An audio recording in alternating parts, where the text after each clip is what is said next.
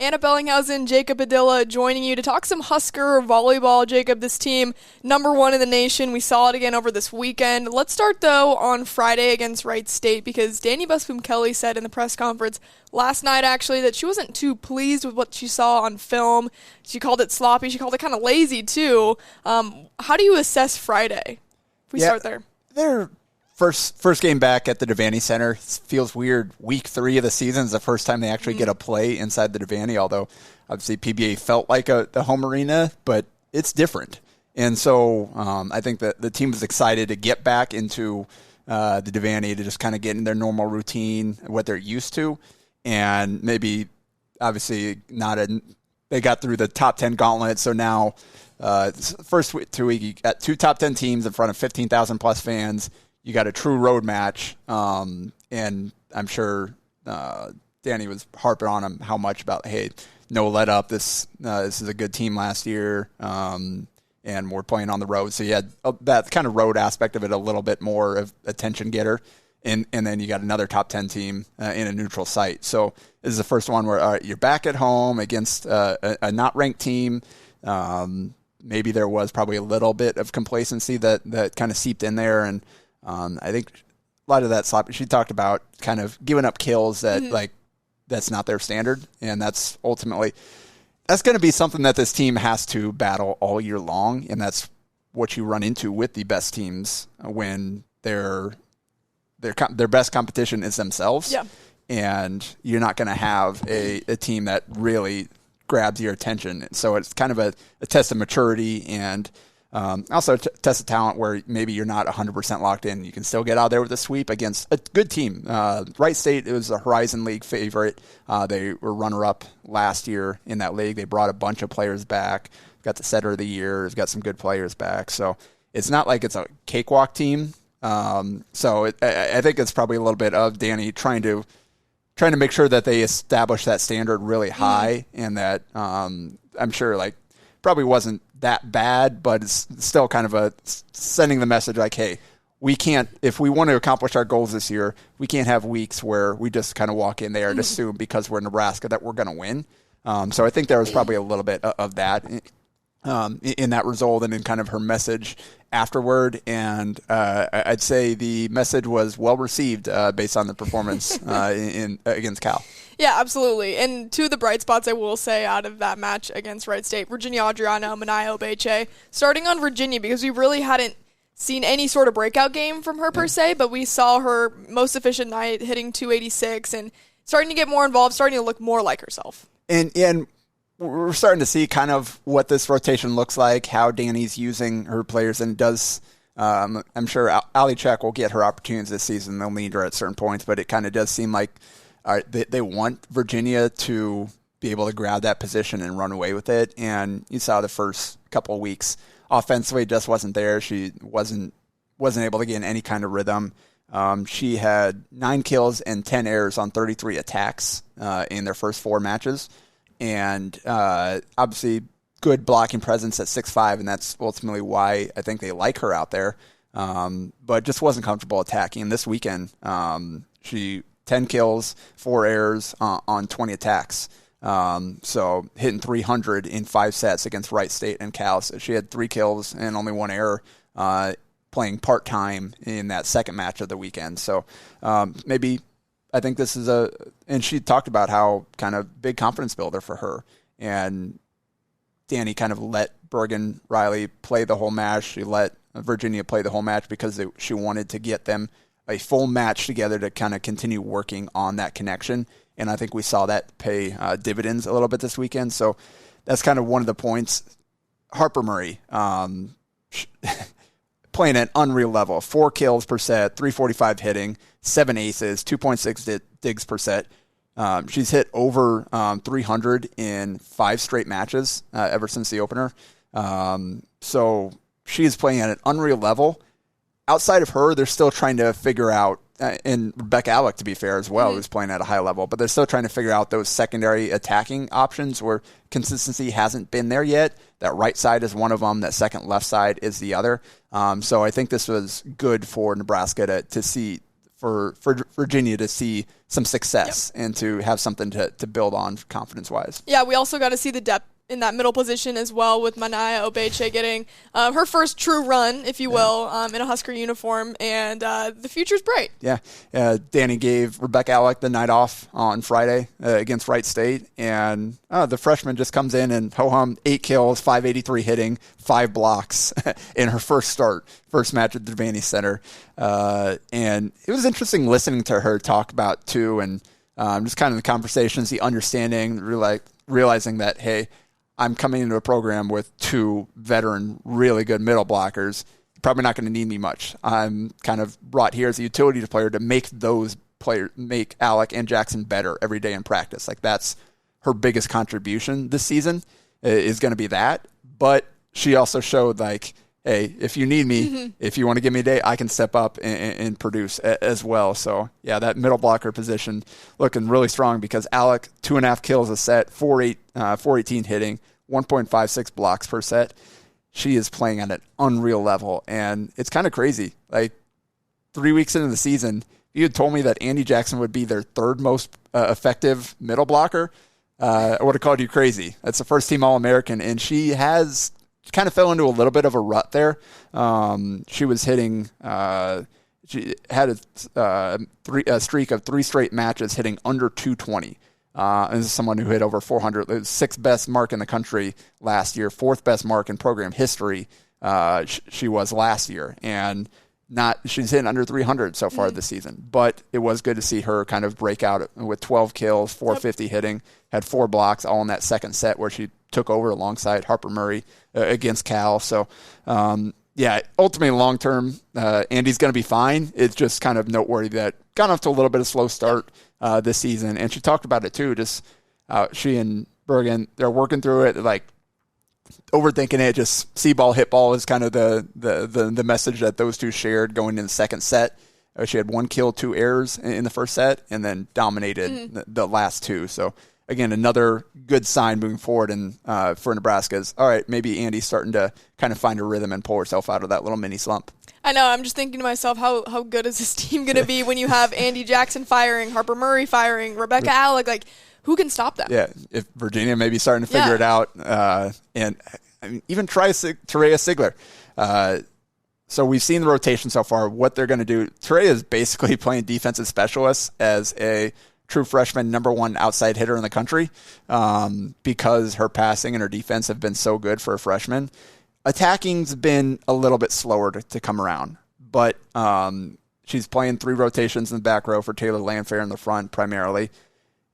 Busby Kelly did go to her 6 rotations briefly in that Kentucky match when they were trying to pull off the comeback, and then ultimately went back to Landfair later on. But then in this Cal game, the last set gave her the whole set to play 6 rotations and ended up having her best attacking match so far as a Husker, 5 kills on 10 swings, hitting 400 when she was at 8-8 kills to errors going into the season, going into the match. Obviously, most of those are back row attacks. She hasn't played at the pin very much, but it was good for her too. Again, another confidence builder to like, hey, I can do this at this level. I can go out there and Cal's not a great team, but Cal's a high major team. Like it's not like you're playing against nobody there. So just another sign of Busby Kelly. She started the mass substitutions mid-second set.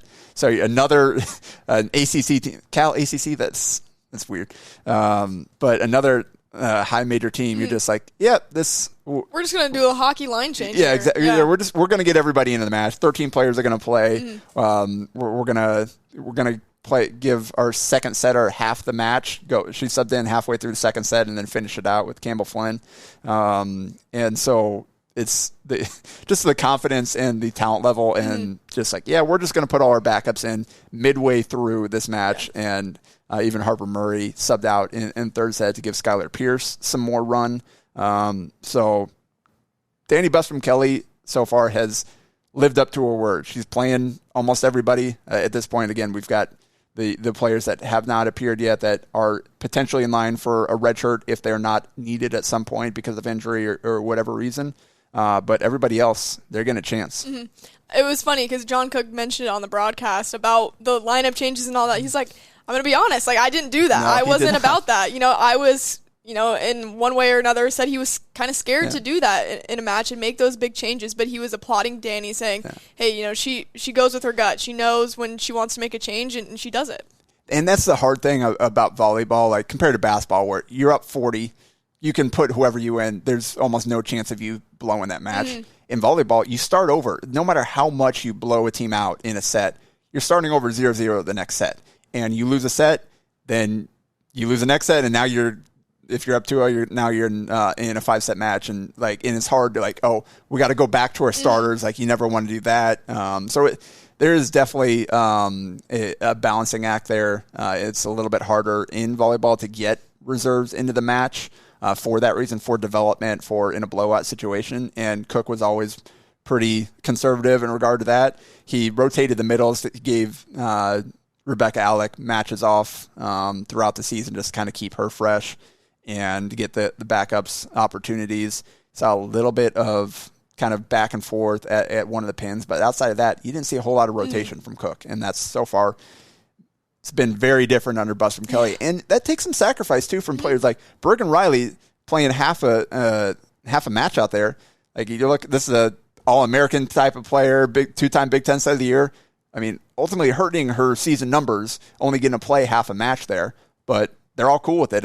It seems at this point, what they said, the banner, not a name, kind of driving them this year, how excited they all are for each other's success and understand what it's going to be and how they're going to need everybody. Yeah. So Bergen's fine. All right, Campbell, go ahead. It's your show now. I'll step aside and I'll just get it back later. But I think that's, again, we've seen multiple times now where Bus from Kelly, this program is exactly what she promised it was going to be, and she's operating the way, and it's working. Yeah.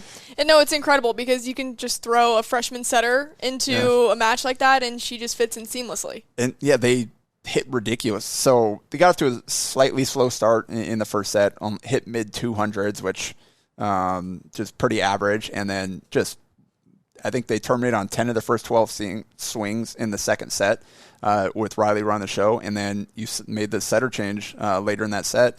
No drop off whatsoever, and then they hit 400 something in the third set with Flynn running the show the whole time. So again, every chance we get to see these depth players come into the lineup, there's a lot of times you'll hear the lip service. Oh, the B side, they're winning matches against the A side in practice. It's really competitive. You never know how much to really believe that. I think we're seeing that. I think that's definitely the case for this Nebraska's team, because every time we see those players we hear about on the B side in practice get a chance to play in real matches, they're showing out. Mm-hmm. And I mean, how much better is that going to make Campbell Flynn 2 years from now, a year from now, when she really is needed to run the show? Without a doubt. And she talked about just kind of how much Bergen Riley has helped her, the relationship those two have had, and Campbell said very confident in her setting abilities, but said the all-around game she really wants to make strides in, and there's nobody better to learn from than Bergen Riley in that regard. Also want to bring up Harper Murray's serving game, too. 3 aces. I mean, Three straight aces, against Cal. That was pretty impressive. And Harper touched on it a little bit post-game of just the confidence when she was speaking with John Cook, which is a hilarious interview. If you go back and watch it, she's just laughing the whole entire time. But sounds about right.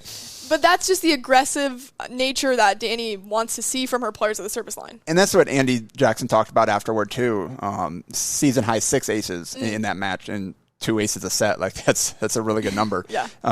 And they want to be more aggressive. They want to serve harder. They want to go for a little bit more. And that's, I think, something, again, this is another area where kind of just the fresh perspective, the different approach that Bus from Kelly has compared to Cook, I think has a chance to elevate this team and push it forward, because Nebraska over the last handful of years, they just weren't an aggressive serving team. They're really good they were winning a lot of serve and pass, but they weren't serving teams off the court very often. They weren't high ace. They weren't a high ace team. And there are times where it's just kind of more conservative serving, and Danny's challenging them, hey, go for it. We'll take a few errors here and there. We want you to kind of assert your will from the service line, and we saw a little bit more of that. We saw some of that practice paying off in that Cal match. Rebecca Alec had an ace as well, first of the season. And so you had multiple players getting in there in addition to Harper's 3 straight, that's crazy. 3 straight. The Bob was rocking. Yeah. They were happy for her. No doubt. All right, well, upcoming schedule-wise, Nebraska plays Utah Friday, Grand Canyon Saturday. What's the most important thing for Nebraska throughout these non-conference matchups? And then eventually get to that Creighton one, which is probably circled on people's calendars of a little higher competition than what they'll see with GCU and Utah. Yeah, and Utah's a good team, ranked team coming in. That's a good program there, so they'll get challenged in that one right off the bat. So probably not going to need the kind of overlooked type of deal with this tournament coming in here, because you do get a quality team coming in here from out west. So that'll be a good one. Friday night on FS1. It's just continuing to build off of what they've done so far to really hammer down on the rotations, hammer down on the roles. I think that Utah is probably not going to be a match where, all right, we're playing everybody, we're subbing. Mm-hmm. It's going to be more of a real match where, all right, we're rolling with our rotations now. Everybody's got to be good in their role. They know what to expect. We'll see Grand Canyon kind of what they do coming out of that Utah match. But, yeah, that's a big one for – I mean, Creighton took a tough loss over the weekend. They dealing with illness in the program, missing a starter in that match. So that's a team that's a big missed opportunity for Creighton. So that team's going to be hungry. Mm-hmm. Like they've gauntlet of a schedule so far this season. So they're going to be ready to play that one that's going to be at CHI this year. So Nebraska's got to kind of get everything ironed up or ironed down, cleaned up, get ready for that match, because that's going to be a big one. All right, well, plenty to look forward to for Nebraska volleyball in the college volleyball landscape. Jacob Padilla, Anna Bellinghausen. We'll talk to you guys next time.